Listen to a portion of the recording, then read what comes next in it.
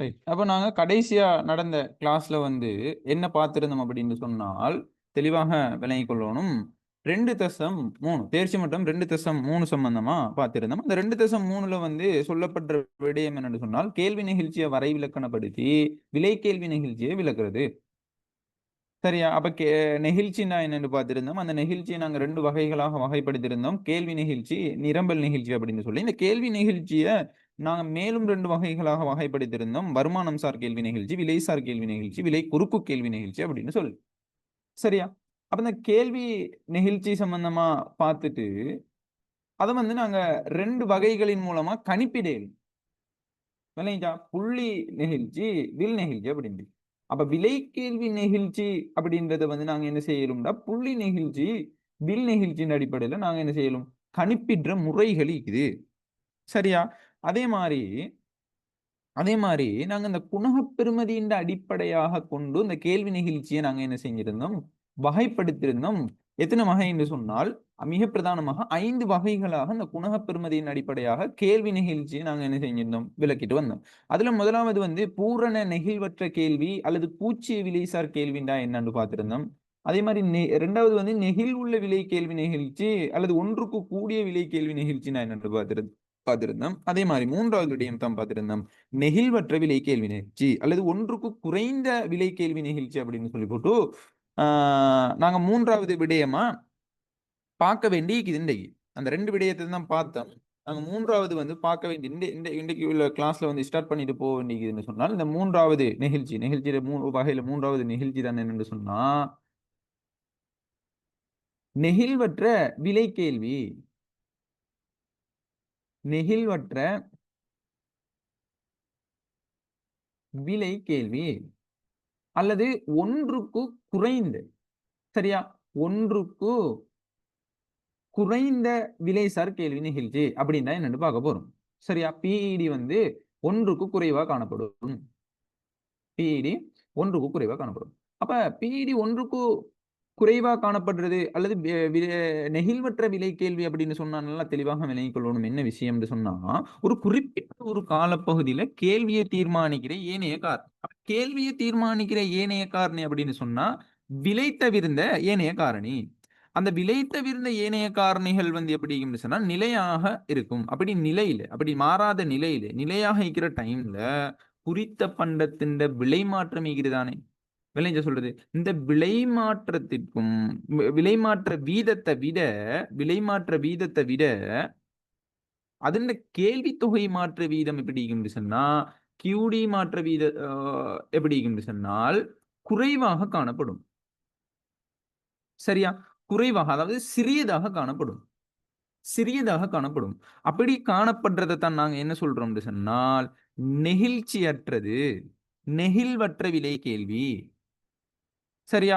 நல்லா தெளிவாக விளங்கிக்கணும். ஒரு குறிப்பிட்ட காலப்பகுதியில கேள்வியை தீர்மானிக்கிற ஏனைய காரணி மாறாத நிலையில, ஒரு குறித்த பண்டத்தின் விலை மாற்ற வீதத்த விட, அதின் கேள்வி தொகை மாற்ற வீதம் வந்து எப்படி இருக்கும்னு சொன்னா, குறைவாக இருக்கும். சிறியதாக இருக்கும். அப்ப விலை மாற்ற வீதம் அதிகமாயிக்கும். தொகை மாற்ற வீதம் குறைவாயிக்கும். அதத்தான் நாங்க என்ன சொல்றது அப்படின்னு சொன்னால், நெகிழ்வற்ற விலை கேள்வி நிகழ்ச்சி. அல்லது ஒன்றுக்கு குறைந்த விலைசார் கேள்வி நிகழ்ச்சி அப்படின்னு சொல்லி சொல்லுவோம். சரியா? அப்ப இந்த நெகிழ்வற்ற விலை கேள்வி நெகிழ்ச்சிய காட்டுற கேள்விக்கோடு எவ்வாறு காணப்படும் அப்படின்னு சொன்னால், நிலை குத்தச்சுக்கு மென் சாய்வானதாக காணப்படும். எப்படி இருக்கும்?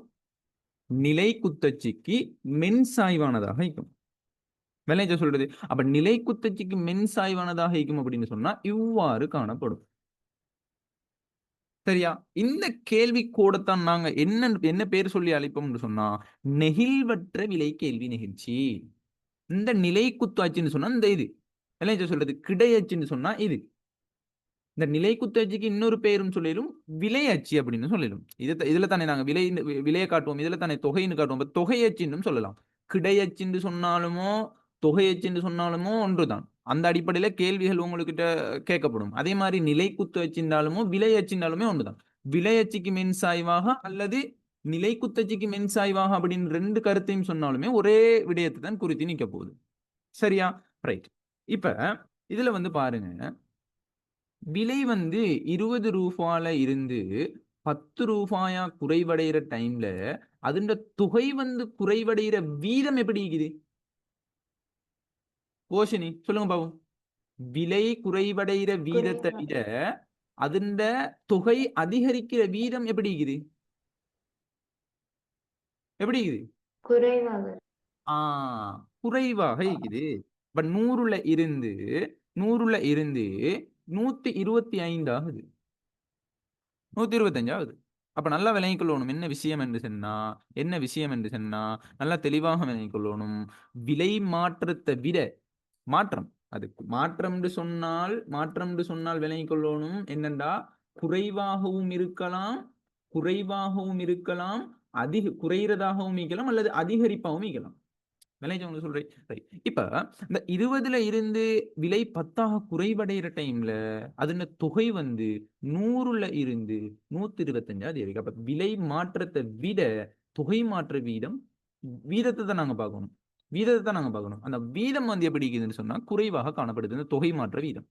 அப்ப இப்படி குறைவாக விலை மாற்ற வீதத்தை விட தொகை மாற்ற வீதம் குறைவாக காணப்படுறதை தான் நாங்க என்ன சொல்றோம் அப்படின்னு சொன்னால் நெகிழ்வற்ற விலை கேள்வி நிகழ்ச்சி. இந்த நெகிழ்வற்ற விலை கேள்வி நிகழ்ச்சிக்கு வந்து கேள்வி கோடு எப்படி என்றால் நிலைக்குத்தச்சுக்கு மென்சாய்வானதாக காணப்படும் அல்லது விலையச்சுக்கு மென்சாய்வானதாக காணப்படும். விளைஞ்சா உங்களுக்கு சொல்றது கிளியரா விளங்கினா Oshini? Right, very good, very good, very good. சரியா? அடுத்ததாக நாங்க பார்க்கிறோம் என்னன்னு சொன்னால் இந்த நெகிழ்ச்சி இந்த பெருமதி வந்து ஒன்றை விட குறைஞ்ச அடிப்படையில தான் நீங்க போகுது. விளங்கினா அப்ப 0.9ல இருந்து தான் வரப்போகுது. ஒன்றை விட குறைஞ்சுதான் நீக்கும். விளைஞ்ச சொல்றது அப்ப நல்லா தெளிவாக விளங்கிக் கொள்ளணும்.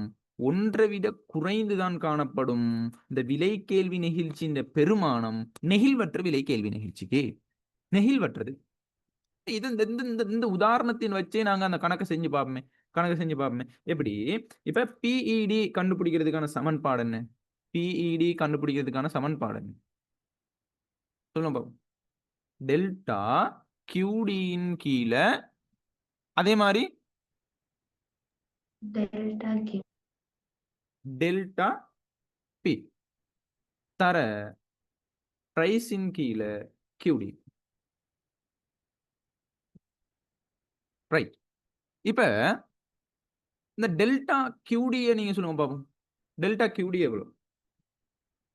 100ல இருந்து 125 அதிகரிக்குது. அப்ப டெல்டா QD 25. அப்ப டெல்டா P 10. சரியா? 20ல இருந்து 10 குறைவடையுது. 10 - 10 தர பிரைஸ் நாங்க 10 எடுத்தோம்னு சொன்னா நாங்க கேள்வி தொகை எவ்வளவு எடுப்போம்?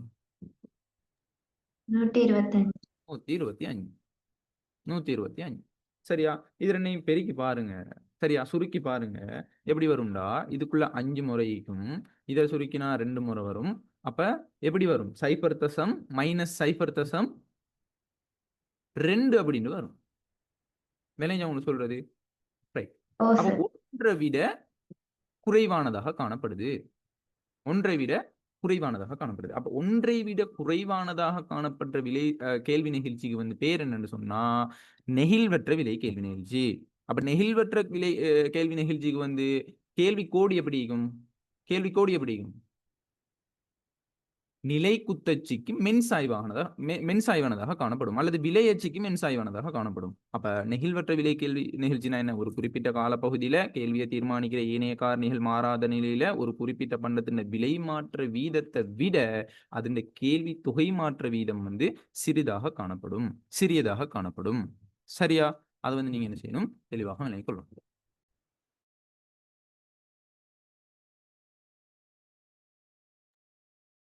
ரைட். அப்ப நெகிழ்வற்ற விலை கேள்வி நிகழ்ச்சி ஒன்றுக்கு குறைந்த விலைசார் கேள்வி நிகழ்ச்சி அப்படின்னு சொன்னா என்னன்றது நீங்க என்ன செய்யணும்? தெளிவாக விளங்கிக் கொள்ளணும். ரைட். அடுத்ததாக நாங்க 4வது வகைக்குள்ள வாரம் ஒருமை கேள்வி நிகழ்ச்சி. சரி, 4வது வகைக்குள்ள வாரம் என்னென்று சொன்னால் ஒருமை கேள்வி நிகழ்ச்சி. அதாவது புனக பெருமதியின் அடிப்படையில தான் நாங்க என்ன செய்யறோம்னு சொன்னா இந்த கேள்வி நெகிழ்ச்சியை வகைப்படுத்திட்டு வரோம். அப்ப முதலாவது பூரண நெகிழ்வற்ற கேள்வின்னு சொன்னா என்னன்னு பார்த்திருந்தோம். நெகிழ்வுள்ள விலை கேள்வி நிகழ்ச்சின்னு சொன்னா என்னன்னு பார்த்திருந்தோம். மூன்றாவது வந்து நெகிழ்வற்ற விலை கேள்வி நிகழ்ச்சின்னா என்னன்னு பார்த்திருந்தோம். அப்ப இப்ப பார்க்க போறோம் என்னன்னு சொன்னால் ஒருமை கேள்வி நிகழ்ச்சி. சரியா? ஒருமை கேள்வி நிகழ்ச்சி. அப்ப ஒருமை கேள்வி நிகழ்ச்சிக்கு வந்து ஒருமை கேள்வி நிகழ்ச்சிக்கு வந்து இன்னொரு பெயர் சொல்லிலும் என்னன்னு சொன்னால் அலகு கேள்வி நிகழ்ச்சி. அலகு கேள்வி நிகழ்ச்சி. அலகு கேள்வி நிகழ்ச்சி. சரியா? அப்ப இப்படியாகவும் நாங்க என்ன செய்யணும்னு சொன்னால் நாங்க இந்த ஒருமை கேள்வி நிகழ்ச்சியை சொல்லிடலாம். ரைட். அப்ப அந்த ஒருமை கேள்வி நிகழ்ச்சி அப்படின்னா என்னண்டா தெளிவாக விளங்கிக் கொள்ளணும். பிஇடி வந்து 1க்கு சமனாகும். பிஇடி எப்படி இருக்கும்? 1க்கு சமனாக காணப்படும். 1க்கு சமனானது. அப்ப நல்லா விளங்கிக் கொள்ளணும். பிஇடி 1க்கு சமனானது அல்லது ஒருமை கேள்வி நிகழ்ச்சி அல்லது அலகு நிகழ்ச்சி விளங்கினா அல்லது 1க்கு சமனானது பிஇடி அப்படின்னு சொன்னாலும் எல்லாமே ஒரே கருத்தை தான் குறித்து நிக்க போகுது. சரியா? ரைட். அப்படின்னு சொன்னா என்னன்றதை முதல்ல விளங்கிக்கணும். குறித்த ஒரு சந்தர்ப்பத்துல கேள்வியை தீர்மானிக்கிற ஏனைய காரணி எப்படி இருக்க போகுதுன்னு சொன்னா மாறாத நிலையில இருக்கும். நிலையாக காணப்படும். அப்படி மாறாத நிலையில குறித்த பண்டத்தின் விலை மாற்றம்னு சொன்னா டெல்டா அப்படின்னு போடலாம். விலை மாற்றம் மேனேஜர் சொல்றது இந்த விலை மாற்றம் அடையும் சதவீதத்திற்கு சமனான சதவீதத்துல அந்த பண்டத்தின் கேள்வி தொகை மாற்ற வீதமும் வந்து அடைய போகுது. மேனேஜர் சொல்றது அப்ப நல்லா விளங்கிக் கொள்ளணும் என்னன்னு சொன்னா குறித்த பண்டத்தின விலை மாற்றம் அடையும் சதவீதத்திற்கு சமனான சதவீதத்துல அப்பண்டத்தின் கேள்வி தொகை மாற்றம் வந்து அடைய போகுது. இதைத்தான் நாங்க என்ன சொல்றோம்டா 1க்கு சமனானது. பிடி 1க்கு சமனாக காணப்படும் அல்லது ஒருமை கேள்வி நிகழ்ச்சி அப்படின்னு சொல்லுவோம்.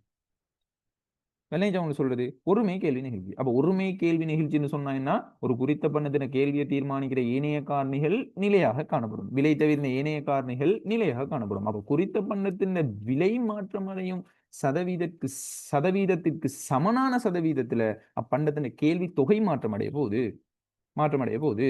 அதைத்தான் நாங்க என்னன்னு சொல்றோம் யோசனை அலகு நிகழ்ச்சி, அலகு நிகழ்ச்சி அல்லது ஒருமை கேள்வி நிகழ்ச்சி அல்லது பிஇடி 1க்கு சமனானது அப்படின்னு சொல்லுவோம். விளங்கிட்டா? அப்ப நல்லா தெளிவாக விளங்கிக் கொள்ளணும். இந்த நிகழ்ச்சியை காட்டுற கேள்வி கோடி அப்படின்னு சொன்னா செவ்வக அதிபர வலையாக காணப்படும். செவ்வக அதிபர வலைன்னு சொன்னால் இவ்வாறு இருக்கும். சரியா? இப்படி இருக்கும்.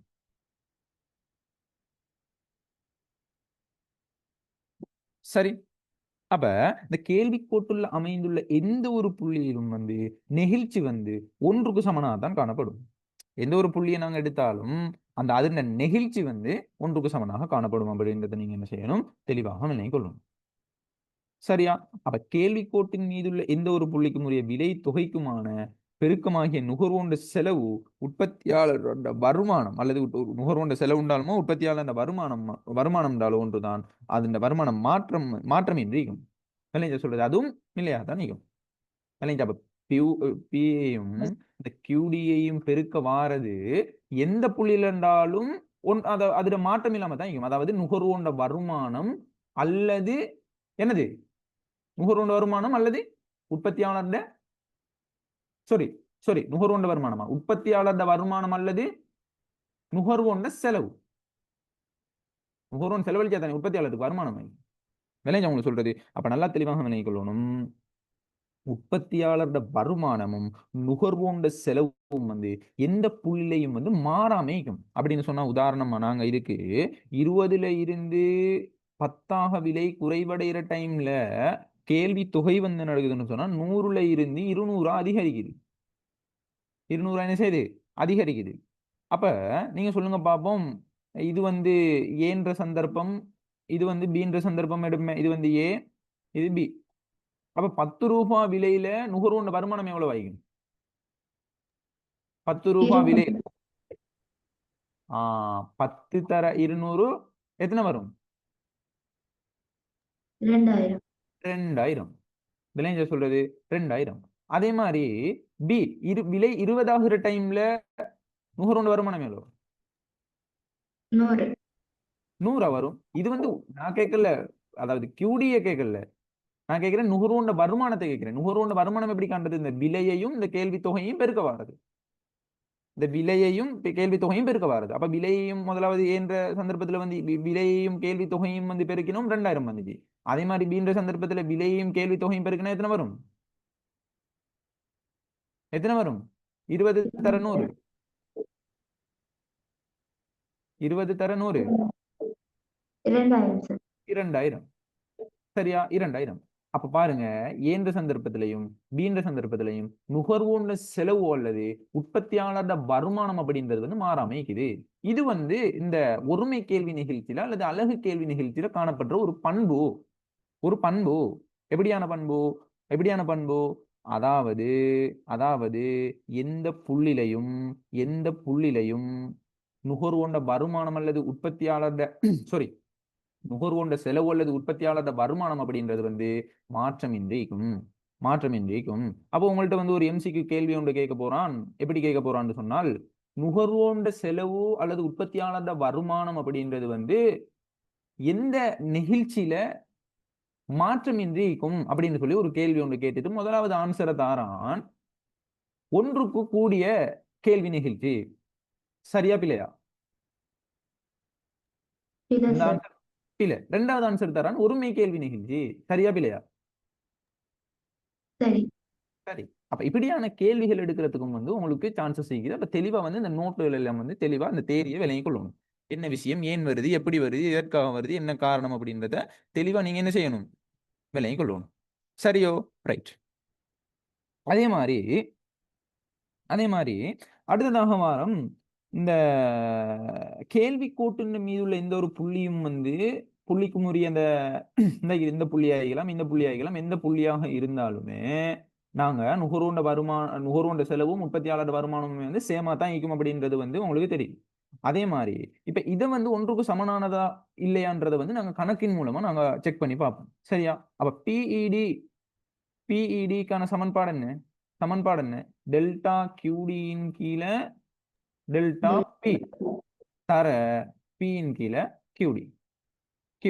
அப்ப டெல்டா கியூடியை நாங்க பார்க்க போனா கியூடி மாற்றத்தை பார்க்க போனால் 100ல இருந்து 200 அதிகரிக்குது. அப்ப 200 சாரி 100ல இருந்து 200 அதிகரிச்சுன்னு சொன்னால் 100 தான் மாற்றம் அடையுது. சரியா? 100. அதே மாதிரி டெல்டா பி விலை மாற்றம் எவ்வளவு? 10. 20ல இருந்து 10ஆக குறைவடையுது. அப்ப 10 தான் எங்கட விலை மாற்றம். அப்ப நாங்க விலையை 10 எடுத்தோம்னு சொன்னா எங்கட கேள்வி தொகை எவ்வளோ? 200. அப்ப இதை சுருக்கி பாருங்க, எத்தனை வரும்?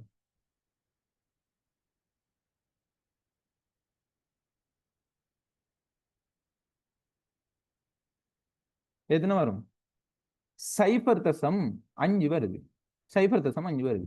இதுல நீங்க விளங்கிக் கொள்ள வேண்டிய விஷயம் என்னன்னு சொன்னா, இது ஏன் வருது, நாங்க இதுக்கு சமன்பாடு போட்டது சரியா அப்படின்றத வந்து நீங்க விளங்கிக் கொள்ளணும். இந்த சமன்பாடு இந்த ஒருமை கேள்வி நிகழ்ச்சிக்கு நாங்க போடுறது இல்லை. நாங்க எந்த சமன்பாடு போடுவோம்? ஒருமை கேள்வி நிகழ்ச்சி வார டைம்ல நாங்க பயன்படுத்தக்கூடிய சமன்பாடு என்னன்னு சொன்னா, புள்ளி நிகழ்ச்சிக்கான சமன்பாடு போடுறது இல்லை. இப்போ புள்ளி நிகழ்ச்சிக்கான சமன்பாடு தானே இந்த பிஇடி சமன் டெல்டா கியூடியின் கீழே டெல்டா பி தர பியின் கீழே கியூடி. நாங்க எந்த சமன்பாடை பயன்படுத்துவோம்னு சொன்னால் வில் நிகழ்ச்சிக்கான சமன்பாடு. என்ன நிகழ்ச்சிக்கான சமன்பாடு? வில் நிகழ்ச்சிக்கான வில் நிகழ்ச்சிக்கான சமன்பாடை தான் நாங்க பயன்படுத்துவோம். என்ன சொல்றது? அப்ப வில் நிகழ்ச்சிக்கான சமன்பாடு என்ன? அது சொல்லுங்க பாப்போம். பிஇடி சமன் டெல்டா கியூடியின் கீழே டெல்டா பி தர P1 plus P2 இன் கீழ் Q1 plus Q. Q1 plus Q2. இதுதான் வந்து என்னன்னு சொன்னால் வில் நெகிழ்ச்சிக்கான சமன்பாடு. நாங்க ஆரம்பத்துல பார்த்தோம் தானே, இந்த தேர்ச்சி மட்டம் 2.3 வந்து நாங்க ஸ்டார்ட் பண்ணக்குள்ளே நாங்க பார்த்தோம் இந்த நெகிழ்ச்சிகளை வந்து கண்டுபிடிக்கிற முறை அப்படின்னு சொல்லி போட்டு வில் நெகிழ்ச்சியிலையும் நாங்க கண்டுபிடிக்கலும் புள்ளி நெகிழ்ச்சியிலும் எப்படியான டைம்ல நாங்க புள்ளி நெகிழ்ச்சியை கண்டுபிடிக்கணும், எப்படியான டைம்ல வில் நெகிழ்ச்சியை கண்டுபிடிக்கணும் அப்படின்றத தெளிவா பார்த்துருந்தோம். அப்ப நாங்க இதுக்கு நாங்க பயன்படுத்துறது, அது ஒருமை கேள்வி நிகழ்ச்சிக்கு நாங்க பயன்படுத்துற சமன்பாடு என்னன்னு சொன்னால் வில் நெகிழ்ச்சி. அப்ப டெல்டா கியூடியை வந்து நாங்க 100 எடுப்போம். டெல்டா பி வந்து 10 தர P1 20 பிளஸ் P2 10. கீழே P1ல கேள்வி தொகை என்று சொன்னால் 100, P2ல கேள்வி தொகை வந்து 200. அப்ப சமன் 100ன் கீழே சய 10 தர 30ன் கீழே 300. சரியா? ரைட். இப்ப இது ரெண்டையும் சுருக்கேலும் இதையும் சுருக்கினா வந்து இதுல 1. அப்ப 10யும் 10யும் இங்க சுருக்கேலும் அப்ப சய 1 அப்படின்னு சொல்லி போட்டு வரும். சய 1. அப்ப நல்லா தெளிவாக விளங்கிக் கொள்ளணும் என்னன்னு சொன்னால் இந்த ஒருமை கேள்வி நிகழ்ச்சிக்கு பிஇடி வந்து எப்படி இருக்க போகுது? ஒன்றுக்கு சமனாக இருக்கும். அதை வந்து நீங்க என்ன செய்யணும்? தெளிவாக விளங்கிக்கொள்ளணும். அப்போ ஒருமை கேள்வி நிகழ்ச்சி அல்லது அலகு கேள்வி நிகழ்ச்சி அல்லது பிஇடி ஒன்றுக்கு சமனானது அப்படின்றால் எல்லாமே ஒரே கருத்தை தான் குறிக்க போகுது அப்படின்னு சொன்னா என்ன? குறித்த சந்தர்ப்பத்துல கேள்வியை தீர்மானிக்கிற ஏனைய காரணி மாறாத நிலையில ஒரு குறித்த பண்டத்தின விலை மாற்றம் அடையும் சதவீதத்திற்கு சமனான வீதத்துல பண்டத்தின கேள்வி தொகை மாற்றம் அடையுது. இதை நாங்க என்ன சொல்லுவோம்? ஒருமை கேள்வி நிகழ்ச்சி அப்படின்னு சொல்லுவோம். ஒருமை கேள்வி நிகழ்ச்சி அப்படின்னு சொல்லிட்டு விளைஞ்சா. ரைட். அடுத்ததாக நாங்க வரோம். அடுத்த விஷயம் என்னன்னு சொன்னால் பூரண நெகிழ்வுள்ள கேள்வி. சரியா? பூரண நெகிழ்வுள்ள கேள்வி, அதாவது 5வது கேள்வி நிகழ்ச்சியை வந்து குணக பெறுமதியின் அடிப்படையில் நாங்க என்ன செய்யறோம்? 5 வகைகளாக வகைப்படுத்துறோம். அதுல 5வது விடயம் தான் என்னன்னா பூரண நெகிழ்வுள்ள கேள்வி. சரியா? அப்ப பூரண நெகிழ்வுள்ள கேள்விக்கான அந்த பிஇடி எப்படி இருக்கும்னு சொன்னால் கேள்வி நெகிழ்ச்சி எப்படி இருக்கும்னு சொன்னால் தெளிவாக விளங்கிக் கொள்ளணும் என்னன்னா முடிவிலியாக காணப்படும். அப்ப பூரண நெகிழ்வுள்ள கேள்விக்கான இந்த கேள்வி நெகிழ்ச்சி வந்து நெகிழ்வுள்ள கேள்வி நிகழ்ச்சி எப்படி கேள்வி நிகழ்ச்சிக்கான பெருமானம் எப்படி சொன்னா முடிவிலியாக காணப்படும். அதாவது முடிவிலின்னு சொன்னா என்னன்னா அந்த பூரணைக்கு நாங்க இன்னொரு பெயர் சொல்லலும் என்னன்னா நிறைவான அப்படின்னு சொல்லலாம். இதை வந்து இந்த சில பாஸ் பேப்பர்ல சில முதல் பேப்பர்கள்ல வந்து யூஸ் பண்றாங்க. நிறைவான கேள்வி நிகழ்ச்சி, பூரண நிறைவான நெகிழ்வுள்ள கேள்வி நிகழ்ச்சி அப்படின்னு சொல்லி யூஸ் பண்றாங்க. அப்ப இதையும் வந்து நீங்க என்ன செய்யணும்? தெளிவாக விளங்கிக்கணும். ஏன்னா புது வேர்டுகளை யூஸ் பண்ற டைம்ல நாங்க குழம்பிடப்படை இல்லைங்க அவங்க சொல்றேன். ரைட். அடுத்தது என்னன்னா நாங்க இந்த பூரண நெகிழ்வுள்ள கேள்வி அப்படின்னா என்னன்னா தெளிவாக விளங்கிக் கொள்ளணும். ஒரு குறிப்பிட்ட சந்தர்ப்பத்துல ஒரு சந்தர்ப்பத்துல கேள்வியை தீர்மானிக்கிற ஏனைய காரணிகள் மாறாத நிலையில ஒரு குறித்த பண்டத்தின் விலையில் எதுவித மாற்றமும் ஏற்படாத போதிலும் விலையில வந்து எப்படி என்னது எந்தவித மாற்றமுமே இல்லை. விலையில மாற்றம் இல்லை. சரியா? அப்ப எந்தவித மாற்றமும் ஏற்படாத போதிலும் அதன் கேள்வி தொகையில மாற்றம் ஏற்படுது. அதான் நாங்க முடிவிலின்னு சொல்றோம். நீங்க அப்ப பாருங்க, விலையில எந்த ஒரு மாற்றமுமே இல்லாத டைம்ல அந்த கேள்வி தொகையில மாற்றம் ஏற்படுது. விலை வந்து 10 ரூபாயா ஆகிக்கிற டைம்ல கேள்வி தொகை 100ல இருந்து 200 அதிகரிக்குது, 200ல இருந்து 300 அதிகரிக்குது. அப்ப அதிகரிச்சுட்டே போகுது. அப்ப இப்படி நல்லா தெளிவாக நினைக்கணும். பூரண நெகிழ்வுள்ள கேள்வி அல்லது நிறைவான நெகிழ்வுள்ள கேள்வி அப்படின்னு சொன்னா என்னண்டா ஒரு குறிப்பிட்ட சந்தர்ப்பத்துல கேள்வியை தீர்மானிக்கிற ஏனைய காரணிகள் மாறாத நிலையில ஒரு குறித்த பண்டத்தின் விலையில எந்த ஒரு மாற்றமும் இல்லை. அப்படி மாற்றம் ஏற்படாத போதிலும் அதன் கேள்வி தொகையில மாற்றம் ஏற்படுவதனை தான் நாங்க என்னென்னு சொல்றோம்? பூரண நெகிழ்வுள்ள கேள்வி நிகழ்ச்சி அல்லது நிறைவான நெகிழ்வுள்ள கேள்வி நிகழ்ச்சி அப்படின்னு சொல்றோம். விலையில எந்த ஒரு மாற்றம் இல்லை, தொகை மாற்றம் அடையுது. அப்ப எனக்கு நீங்க சொல்லுங்க, பூரண நெகிழ்வற்ற கேள்வி நிகழ்ச்சி அப்படின்னு சொன்னா என்ன வாய்க்கும்? தொகை மாற்றம் அடையாது, விலை மாற்றம். தொகை மாற்றம் அடையாது, விலை மாற்றம் அடையும். அப்ப இப்படியான அந்த 5 விடயத்தையும் நீங்க என்ன செய்யணும்னு சொன்னா திருப்பி அந்த 5 படத்தையும் வந்து வரைஞ்சு உதாரணத்தின் மூலமா விளக்கிட்டீங்க என்ன செய்யணும்? உங்களுக்கு அந்த விடயத்தை அது சம்பந்தமான எந்த ஒரு கேள்வி வந்தாலும் செய்யக்கூடிய மாதிரி நீங்க என்ன செய்யணும், ப்ராக்டிஸ் பண்ணணும்.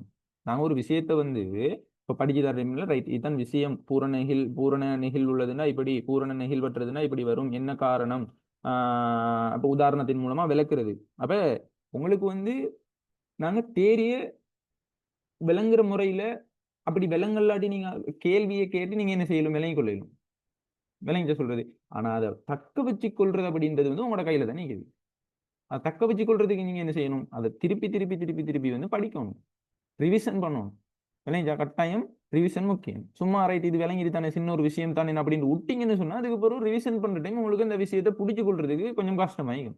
அந்தந்த டைம்லயே அதை வந்து என்ன செய்யணும், நல்லா படிச்சு அதை உள்வாங்கி அதுக்கு பிறகு நீங்க நல்ல முறையில் அதை வந்து என்ன செய்யணும்னு சொன்னா அந்த நிறைய கெப் கொண்டு எடுக்காம குயிக்கா நீங்க ரிவிஷன் பண்ற மாதிரி உங்களோட ஷெடியூலை வந்து போட்டுக்கொள்ளணும். செல்ஃப் ஸ்டடிக்கான ஷெடியூல். கட்டாயம் செல்ஃப் ஸ்டடி தேவை. இந்த 2 வருஷமும் நீங்க ஃபுல் டார்கெட் ஒன்று பண்ணா தான் நல்ல ரிசல்ட்ஸ் ஒன்று எடுக்கணும். சரியா? அப்ப நாங்க விஷயத்துக்குள்ள வருவோம். சில சந்தர்ப்பங்கள்ல வந்து இந்த குறித்த பண்டத்தின் விலை வந்து மிக நுண்ணிய சதவீதத்தால மாற்றம் அடையும். சின்னது, அதாவது 10ல இருந்து 11ஆக அதிகரிக்கிறதாகலாம், 10ல இருந்து 9ஆக குறைவடையதாகலாம். அப்ப இப்படி நுண்ணிய சதவீதத்தால மாற்றம் அடையும் போது அப்பண்டத்தின் கேள்வி தொகை மிகவும் பாரியளவு மாற்றம் அடையும்.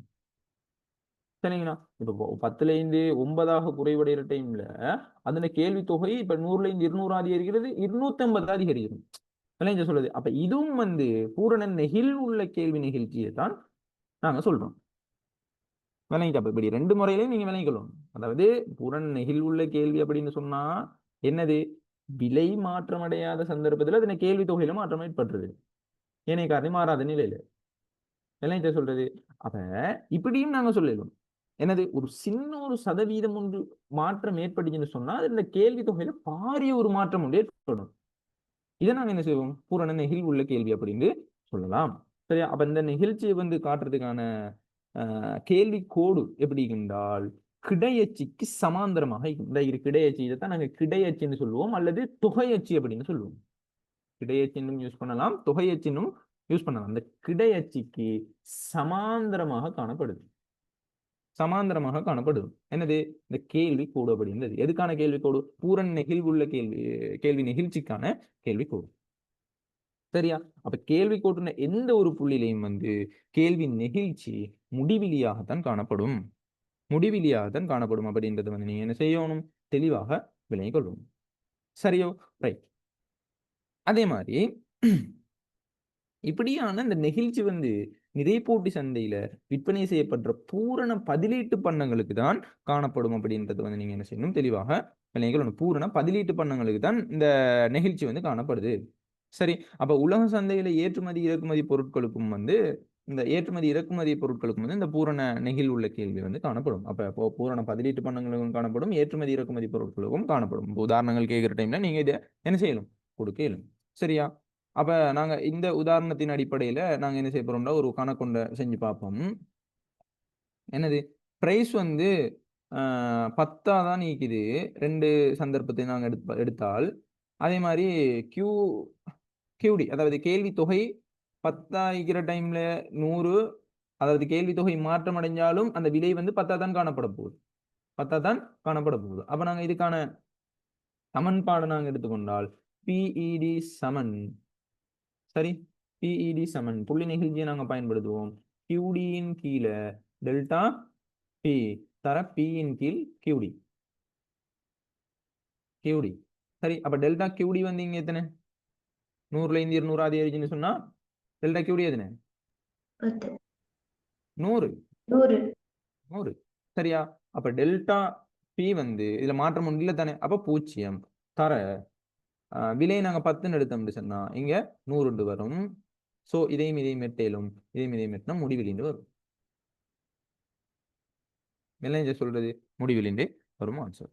சரி, அதை வந்து நீங்க என்ன செய்யணும், தெளிவாக விளங்கிக் கொள்ளணும். ரைட். அப்ப பூரண நெகிழ்வுள்ள கேள்வி நிகழ்ச்சி அப்படின்னு சொன்னா என்ன, குறிப்பிட்ட ஒரு சந்தர்ப்பத்துல கேள்வியை தீர்மானிக்கிற இணைய காரணி மாறாத நிலையில குறித்த பண்டத்தின் விலையில எந்த ஒரு மாற்றமும் ஏற்படாத போதிலும் அதன் கேள்வி தொகையில மாற்றம் ஏற்படுவதைத்தான் நாங்க என்ன சொல்றோம், என்னன்னு சொல்றோம், பூரண நெகிழ் உள்ள கேள்வி. பூரண நெகிழ் உள்ள கேள்வி. சரியா? ரைட்.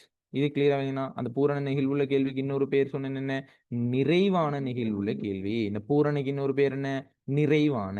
நிறைவான. சரியா? இது கிளியரா விளங்கினா அஞ்சாவது பூரண நெகிழ்வுள்ள கேள்வி. ஓ சார். சரியா? அப்ப இந்த 5 விடயத்தையும் நீங்க என்ன செய்யணும்னு சொன்னால் தெளிவாக விளங்கிக் கொள்ளணும். அப்ப கேள்வி நெகிழ்ச்சியை நாங்க எனது குணகப் பெறுமதியின் அடிப்படையில் நாங்க 5 வகைகளாக வகைப்படுத்துவோம். எனது பூரண நெகிழ்வற்ற கேள்வி, நெகிழ்வுள்ள விலை கேள்வி நெகிழ்ச்சி, நெகிழ்வற்ற விலை கேள்வி நெகிழ்ச்சி, ஒருமை கேள்வி நெகிழ்ச்சி, அதே மாதிரி பூரண நெகிழ்வுள்ள கேள்வி நெகிழ்ச்சி அப்படின்னு சொல்லி இந்த 5 விடயத்தையும் நீங்க என்ன செய்யணும், திருப்பி திருப்பி திருப்பி படங்கள் மூலமா நீங்க போட்டு போட்டு அதற்கு தெளிவா நீங்களே உங்களுக்குள்ள ஒரு கான்ஃபிடன்ட் கொண்டு வரங்காட்டியாலும் நீங்க என்ன செய்யணும், அந்த படத்தை திருப்பி திருப்பி வரையணும். சும்மா நீ இது கொண்டு விலங்கல்ல அப்படின்னு சொன்னா கஷ்டம். நீங்களும் என்ன செய்யணும், ட்ரை பண்ணணும். என்ன சொல்றது, சொல்ற டைம்ல விளங்கும், அதை தக்க வச்சு கொள்றது உங்களோட கையில் தான் நீங்க. சரியா? அடுத்த கிளாஸ்ல நாங்க என்ன செய்வோம், 2.4 அதாவது விலைசார் கேள்வி நெகிழ்ச்சி தீர்மானம் எடுக்கும் விதம். நினைச்சா விலைசார் கேள்வி நிகழ்ச்சியை வச்சு எப்படி நாங்க தீர்மானங்களை எடுக்கிறது, அது சம்பந்தமா நாங்க அடுத்த கிளாஸ்ல பார்ப்போம். சரியா? அப்ப இப்போதைக்கு நாங்க கிளாஸை முடிப்போம். அஸ்ஸலாமு அலைக்கும், வணக்கம். Thank you sir.